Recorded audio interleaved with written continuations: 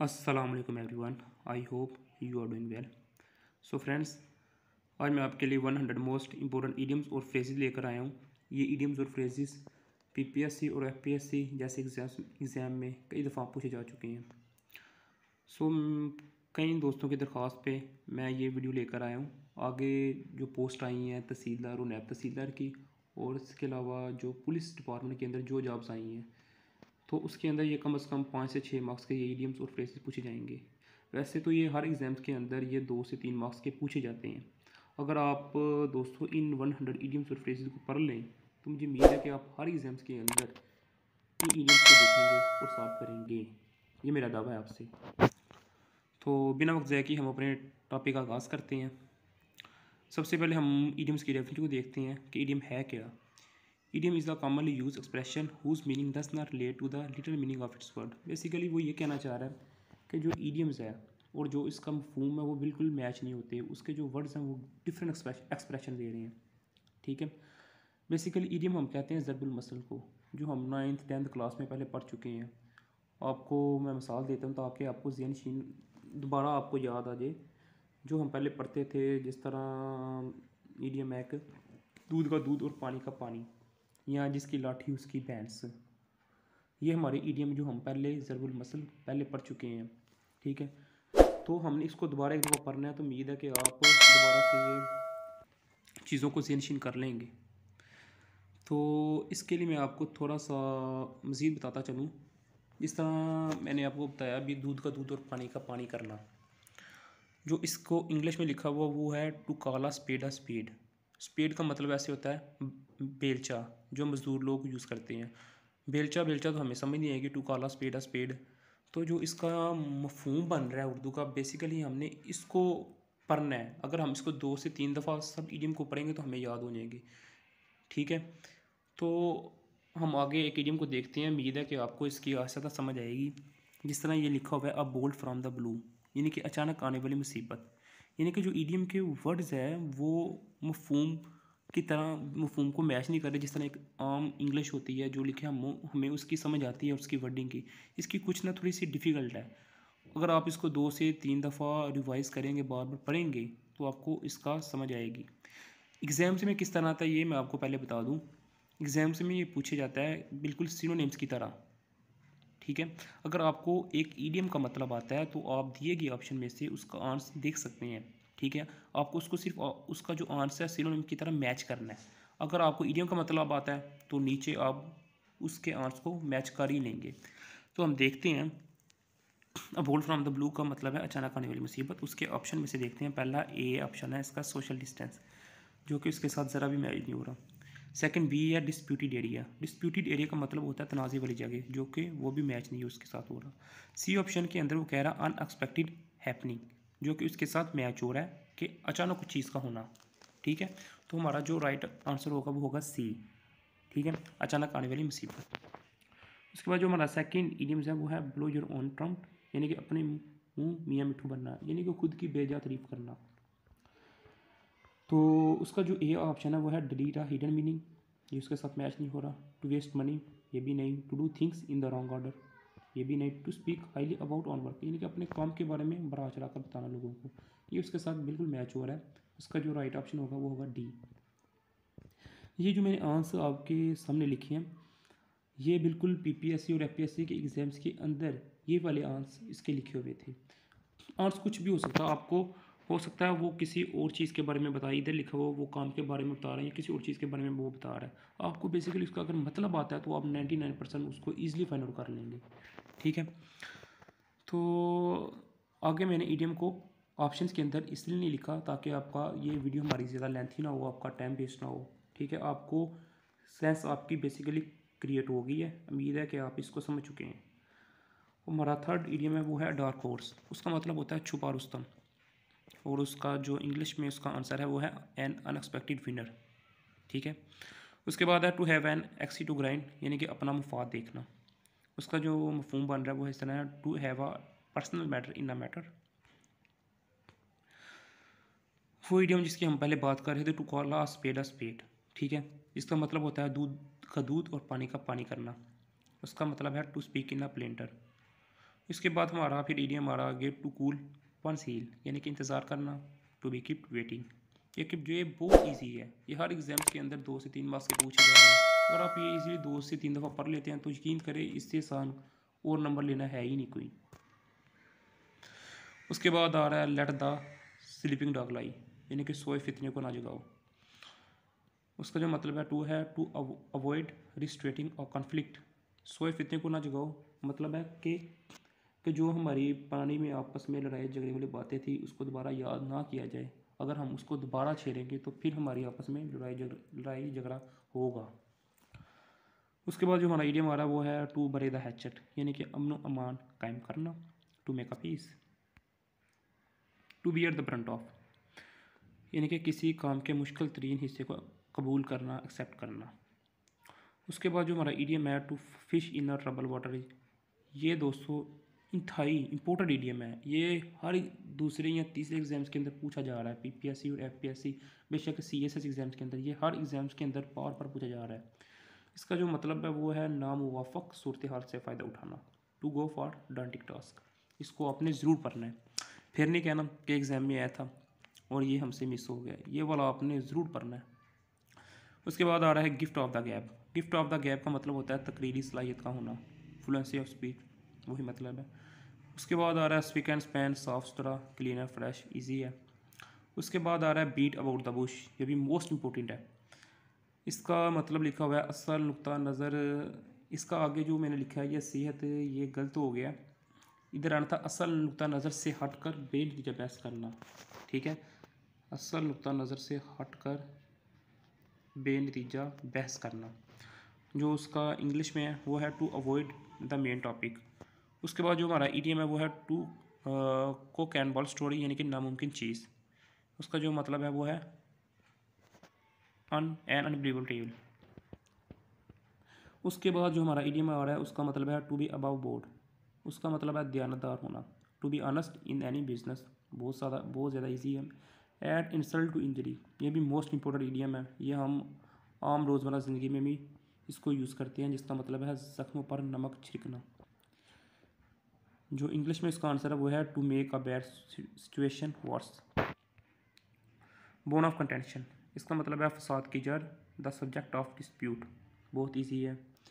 Burn one finger, अपनी हमाकत की वजह से नुकसान उठाना। Suffer financially due to the foolish behaviour. उसके बाद आ रहा है क्राई ओवर स्प्लिट मिल्क, ये भी मोस्ट इंपॉर्टेंट है। अब पिछताए क्या हो जब चिड़ियाँ चुगे खेत, to be upset about things that have already been done, simple है, इजी है। उसके बाद है to cut a sorry figure, इसका मतलब होता है नाकाम होना, to make oneself ridiculous. उसके बाद है टू डाई इन हार्नेस, आखिरी दम तक काम करना, टू एक्सपायर वाइल वर्किंग। उसके बाद एरिया में टू एंड इन स्मोक, नाकामी पर खात्मा होना। और इसके मैंने 2 ऑप्शन दिए हैं, 2 आंसर हैं। ये भी मोस्ट इंपॉर्टेंट ईडियम है, ये कई दफ़ा एग्जाम्स के अंदर आ चुके हैं और इसके मैंने देखा है एग्जाम्स के अंदर यही आंसर ले रहे हैं। कुछ एग्जाम्स के अंदर जो ईडियम्स होती हैं उसका जो हर दफ़ा ना वो आंसर चेंज करते हैं, इसके अंदर यही मैंने देखा 2 मोस्ट रिपीटेड है, इसलिए मैं ये 2 लेकर आया हूँ। कुछ न्यू स्टूडेंट्स होंगे ताकि वो एक दफ़ा पढ़ें तो इनके जेहन में रहे, टू एंड वन सेल्फ और टू कम टू नथिंग। उसके बाद आ रहा है to hang in the balance, यानी गैर यकीनी का होना या बेतमादी का होना, टू रिमेन अनडिसाइडेड। उसके बाद again one most important idiom, to hit the nail on the head, मतलूबा मकसद हासिल करना, यानी कि फाइंड द एग्जैक्ट आंसर, यानी कि एग्जैक्ट जो अपना जवाब है उसको तलाश करना। ये भी मोस्ट इंपॉर्टेंट ईडियम है, ये भी हर एग्जाम्स के अंदर, इवन कि मैंने इसको सीएसएस एग्जाम के अंदर भी कई दफ़ा देखा है। उसके बाद आ रहा है to hold water, to hold water का मतलब होता है माकूल बात करना, यानी कि अपीयर टू वैलिड। उसके बाद है to leave no stone unturned, कोई कसर ना छोड़ना, मेक एवरी पॉसिबल एफर्ट, यानी कि हर मुमकिन कोशिश करना। To live from hand to mouth, तंगदस्ती में होना, टू बी एक्सट्रीमली पुअर, बहुत ज़्यादा गरीबी को शो कर रहा है। To make up one mind, फैसला करना, टू डिसाइडेड, बहुत ज़्यादा इजी इडियम्स हैं। To see eye to eye with, इत्फाक होना या हम राय होना किसके साथ, to agree fully with someone. To play duck and drake, इसका मतलब होता है ज़ाया करना। ये भी कई एग्जाम में आ चुके हैं। इसके कुछ मतलब और भी हैं, जिस तरह ज़ाया करना, बर्बाद करना, तबाह करना, ठीक है, ये सेंस में भी आते हैं। उसके बाद है to put the cart before the horse. ये भी बहुत इजी है। ये कुछ जो इजी कुछ इडियम ऐसे होते हैं जिसकी हमें कुछ सेंस बन रही होती है, यानी कि उस वर्ड्स को, ठीक है, जिसका मतलब है उल्टी गंगा बहना, ठीक है। To do thing in the wrong order. उसके बाद है to have too many iron in the fire. कई काम एक साथ करना, कई काम एक साथ स्टार्ट करना, ठीक है। To be engage in too many activities, यानी कि बहुत से कामों के साथ इंगेज होना, मुंसलिक होना। उसके बाद आया to read between the line. Most important idioms है। इसका जो मतलब वो है पोशीदा मैनी पढ़ना। इधर भी छोटी सी गलती हुई है लिखते हुए, पोशीदा मैनी पढ़ना, इसका मतलब है पोशीदा मैनी पढ़ना, डिटेक्ट हिडन मीनिंग, ठीक है। उसके बाद है to turn over a new leaf, यानी कि बेहतर और नया आगाज़ करना, टू स्टार्ट फ्रेश। उसके बाद आ रहा है टू टेक द बल बाय हॉर्न, यानी कि खतरे का हौसलामंदी से सामना करना, deal decisively with the different problem. उसके बाद एक इडियम है मोस्ट इंपॉर्टेंट, बल इन चाइना शॉप, बेकाबू हो जाना, to handle online situation badly. उसके बाद इडियम है टू विन लाउरल, यानी कि इज्जत पाना, टू विन ऑनर, एड टैग ड्रैन। Most most most most important idiom, ठीक है, जो काफ़ी एग्जाम्स के अंदर आ चुका है। इसका मतलब है सख्त दुश्मनी होना, एट एनिमिटी और फाइटिंग। ये आप देखेंगे न्यूज़पेपर के अंदर भी ये काफ़ी दफ़ा ये लिखे जा चुके हैं इस तरह के अल्फाज। अब बोन ऑफ कंटेंशन, फसाद की जड़, cause of quarrel, to beat black and blue, बहुत ज़्यादा मारना, टू बीट मर्सीलेसली। उसके बाद एरिया में हमारा to go to the dogs, यानी कि मुसीबत में पड़ना या परेशानी में पड़ना। उसके बाद आता है स्नेक इन द ग्रास, यानी कि छुपा दुश्मन, हिडन एनिमी। उसके बाद जो मोस्ट इंपॉर्टेंट फ्रेजेज हैं, ये भी पीपीएससी और एफपीएससी के एग्जाम्स में कई दफ़ा पूछी जा चुकी हैं, ठीक है। ये देखने में जस्ट ये यकीन करें एक एक वर्ड्स हैं जो जब मैंने अपना इन एग्ज़ाम्स के अंदर अपना कैरियर स्टार्ट किया था, यकीन करें जब ये नंबर एक एक मुझसे ज़ाया हो रहे थे ना, तो काफ़ी अफसोस होता था। ये लफ्ज़ लिख लिया एट सी, ठीक है, नीचे 4 ऑप्शन दे दिए गए हैं। यकीन करें बाद में जब गलत हुआ तो बहुत दुख है कि एक एक वर्ड्स है, ये आपकी वोकैबुलरी भी है। जब आप इसको अगर पढ़ें, आप डॉन न्यूज़पेपर पढ़ें या इस तरह के आप न्यूज़पेपर पढ़ते हैं, बुक्स पढ़ते हैं, ये वोकैबुलरी उधर भी आप यूज़ होती देखेंगे, ठीक है। इन वोकैबुलरी को आप वैसे भी यूज़ करें, ठीक है, पढ़ें, और ये एग्जाम्स में कई दफ़ा पूछी जाती है। उसके बाद हमारा जो सेकंड है वो है रेड लेटर डे, खुशी का दिन। ये भी आपने न्यूज़पेपर में देखा होगा, एट 11th आवर, ठीक है, एन मौके पर वादे से फिर जाना। उसके बाद a cat and dog life, झगड़े वाली ज़िंदगी। ये भी आपने कई नावलों के अंदर ये टर्म यूज़ होती देखी होगी। उसके बाद आता है ऑल एंड सैंडली, हर खासू आम। ये तो आम शादी ब्याह के कार्डों पे भी लिखा होता है ऑल एंड सैंडली को हम मधु किए, ऑल एंड सैंडली यानी कि हर खासू आम को मधु किया जाता है। उसके बाद जो फ्रेज़ है वो है एट 6 एंड 7, इसका मतलब है बेतरतीब चीज़ें। उसके बाद है अबर्ड ऑफ पैसेज, खाना बदोश, यानी कि वो लोग जो एक जगह से दूसरी जगह हिजरत करते हैं। बर्न द मिडनाइट ऑयल, इसका तो सभी लोगों को पता होगा, दिन दुगनी और रात चुगनी तरक्की करना। ब्लैक शीप, ब्लैक शीप का मतलब होता है अच्छों में बुरा होना। उसके बाद लफ्ज़ आता है ब्रेक द आइस, ये भी मोस्ट मोस्ट इंपॉर्टेंट है। ये कई एग्जाम्स में मैंने इसको सॉल्व किया है, इसका 1 नंबर लिया है, और कई एग्जाम्स के अंदर ये आ चुका है। इसका मतलब होता है खामोशी तोड़ना, यानी कि अपनी कन्वर्सेशन स्टार्ट करना। इसका ज़्यादा आता है, जो इसका आंसर होता है इस तरह होता है, to start a conversation. Better half mean baby.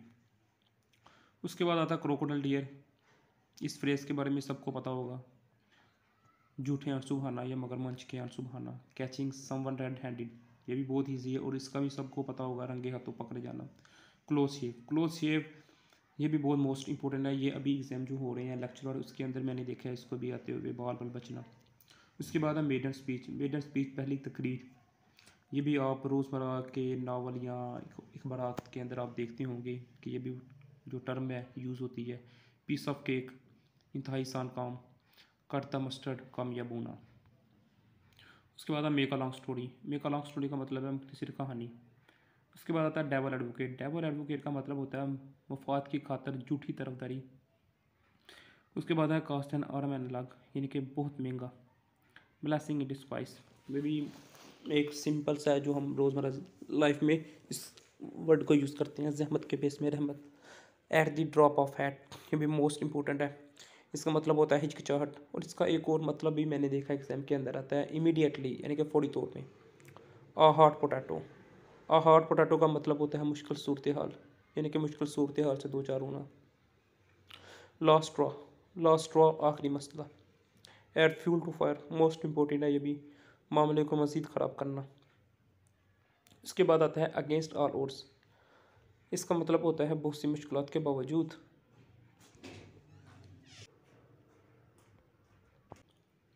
उसके बाद है एप्पल ऑफ डिस्कॉर्ड, ये भी मोस्ट इंपॉर्टेंट है, झगड़े का सबब। उसके बाद है वाइट एलिफेंट, बहुत कीमती चीज़, अभी सभी को ये फ्रेजेस आती होगी। To cry for the moon, ये वाला जो फ्रेज है ये भी मोस्ट इंपॉर्टेंट है, स्पेशली जो 11वें स्केल तक के पेपर आते हैं, 9th 11वां स्केल के जो पेपर हैं उसके अंदर मैंने मोस्ट देखा है। इसका जो मतलब वो है नामुमकिन चीज़ की ख्वाहिश करना, यानी कि ऐसी चीज़ की ख्वाहिश करना जो नामुमकिन हो। दी अल्फ़ा एंड ओमेगा, इसका मतलब होता है आगाज़ और इख्तिताम। यू एंड करे, शोर शराबा करना। अ हरक्यूलन टास्क, मीन मुश्किल काम। अब विद द लार्क, बहुत जल्द उठना। डायमंड काट डायमंड, ठीक है, ये भी तकरीबन सभी को आता होगा। लोहे को लोहा काटता है। उसके बाद है फील ब्लू, उदास होना। उसके बाद है टू वाइप आउट, यानी कि ख़त्म करना। उसके बाद आ रहा है आउट ऑफ क्वेश्चन, यानी कि नामुमकिन काम, नामुमकिन चीज़। हाउस ऑफ कार्ड, ये भी मोस्ट इंपॉर्टेंट है, यानी कि गैर महफूज मनसूबा, या जिसको हम कहते हैं कागज़ की नाव। कागज़ नाव यानी कि डूब जाती है ना, तो इसलिए हम कहते हैं गैर महफूज मनसूबा। उसके बाद आता है अक्वीर फिश, उसका मतलब होता है अजीब शख्स। उसके बाद ये भी मोस्ट इंपॉर्टेंट है, आई वॉश, धोखा देना। इसको भी आपने ज़रूर यूज़ भी करना है इस टर्म को, क्योंकि ये भी मोस्ट इंपॉर्टेंट है। टू एग ऑन, उकसाना, किसी मामले के ऊपर।